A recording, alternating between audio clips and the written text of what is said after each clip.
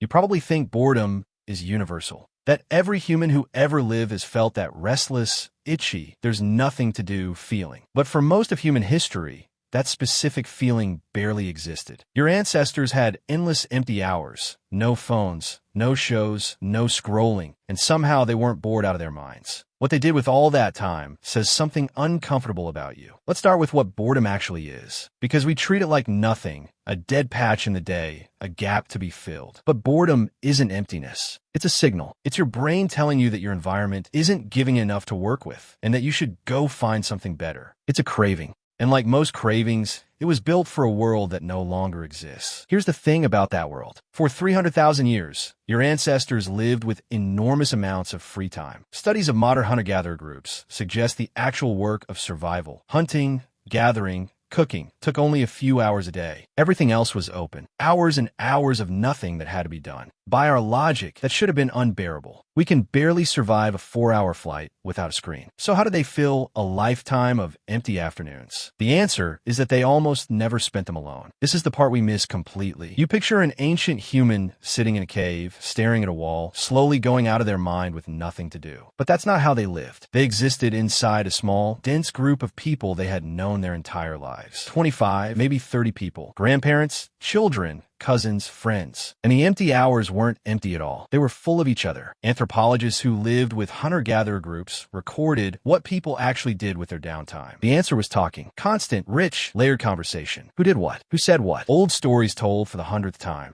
Jokes, gossip, arguments. The same researchers found that people spent hours every single day just in casual conversation. To us, that sounds like small talk. To them, it was the entire fabric of life. And while they talked, their hands are almost always busy. This is something we've nearly lost. A person would sit and chip a stone tool, or repair a spear, or weave plant fibers in a cord, or scrape a hide, or string beads. Low effort, repetitive, skilled work that the body could do almost on its own while the mind drifted and the conversation flowed. They weren't filling time. They were doing the slow, quiet work that kept the group alive, and it happened to feel like rest. This is the rhythm modern life destroyed. Hands busy, mind loose, people close. For your ancestors, that was the default state of being. For you, it's something you have to schedule. But there was something else they did in the empty hours. Something that turned out to matter more than anyone could have guessed. They sat around fires and made things up. When the sun went down and the work was impossible, the group gathered at the fire, and the conversation changed. During the day, talk was practical, where to hunt, which plants are ready. But at night, around the flames, people told stories. Myths about where the world came from. Tales of distant places and people. Jokes that made the whole camp laugh. The boring, empty night became the place where imagination lived. And here's the part nobody talks about. That fire-lit boredom may have built the human mind itself. Think about what storytelling actually requires. You have to imagine things that aren't in front of you. People who don't exist. Events that never happened. Places you've never been. The empty hours force the human brain to turn inward and generate its own stimulation. And a brain that can invent a story is a brain that can plan a hunt, imagine a future, picture a tool before it's made. The same machinery that fills a boring night with myths is the machinery that built everything. Boredom, in other words, might be the mother of human imagination. Not a flaw, an engine. So if empty time built our minds, made our culture, and kept our groups together, why does it feel like torture now? This is where it gets uncomfortable. Because the problem was never the empty time. The problem is what we filled it with. Your brain still runs on that ancient craving for stimulation. But your ancestors satisfied it slowly, with conversation, with handwork, with stories that unfolded over hours. The reward came gently, and it lasted. Modern life found a faster way. A screen can deliver more novelty in 10 seconds than an ancient human got in a day. Endless faces, jokes, outrages, clips, all of it tuned to hit that craving again and again and again. And once your brain tastes that, ordinary life can't compete. The quiet afternoon that would have felt peaceful to your ancestor now feels like withdrawal. The empty moment in line, in traffic, lying in bed, your hand reaches for the phone before you even decide to. You're not bored because you have nothing to do. You're bored because nothing real can match what the screen trained you to expect. Your ancestors had empty hours and a craving for stimulation, and they filled the gap with each other. You have the same craving, and you fill it with something designed to never quite satisfy you. That's the uncomfortable part. They weren't better than you. Their world was just built for the brain you both share. Yours isn't.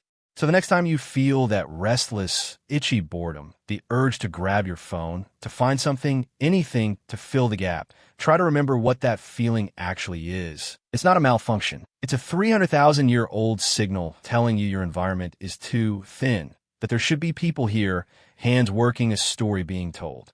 Your ancestors heard that same signal every day, and instead of numbing it, they answered it. They turned to the person beside them. They picked up the half-finished tool. They waited for the dark and told a story. They were handed a life of empty hours, the same restless brain you carry right now, and almost nothing to fill it with. And out of that emptiness, they built language, art, imagination, everything that makes you human. We were handed the richest, most stimulating world in history. And most of us, in the quiet moments, still feel like there's nothing to do.